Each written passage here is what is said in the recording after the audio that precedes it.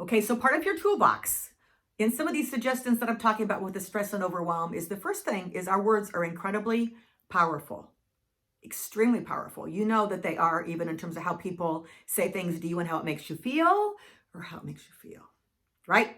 So think about the words you're telling to yourself. Do you say, I'm so busy, I'm so stressed, life is just crazy, I never have enough time? You're becoming your own and creating your own self-fulfilling prophecy. So one of the most important things you can do before I give you any other steps is start saying, I can handle it. I'm not overwhelmed. I've got everything done. Everything happens peacefully and calmly. I can get everything done in the appropriate time.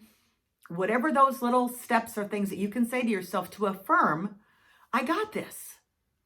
I got this. I'm not stressed. Because we've talked about we've talked about eliminating some of those things off of your plate. But what are those things that you have that you're telling yourself? Because even if you're dumping them off of your plate and maybe not feeling as guilty, or you're able to be more present, but if you keep telling yourself that you're on this crazy cycle and my kids are crazy and I'm crazy and I hate my job, all those things, it keeps that cycle going. And we want to stop the cycle. Okay? So watch the words that you're telling yourself. The other part is look at where you are overcommitted. Where are you trying to squeeze too many things into too short of time? Are you trying to run it all in your head and remember it all in your head? Man, that's going to give you like a whole brain overload and freeze your brain, and your brain's probably just exhausted, tired by the end of the day. But how much of it are you maybe stopping and planning and being proactive about and planning things out? And planning what needs to happen when. I could think of scenarios with home. I could think of scenarios with work that if you're not planning ahead and you're just reacting, you want to be the thermostat, not the thermometer. So plan ahead.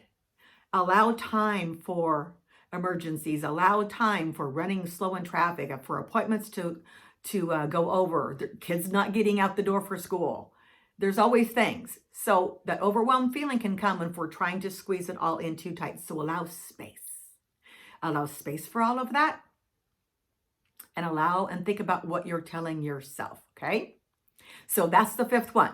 Now, there are some incredible strategies that I have about how to create more structure and systems and routine that I offer to my clients, and that'll be coming up in another module that you can be able to check out with me. But the best thing you can do, first of all, is think about your mindset and your stress, and if you're overwhelmed, and think about the things that you're telling yourself, because words have incredible, incredible power.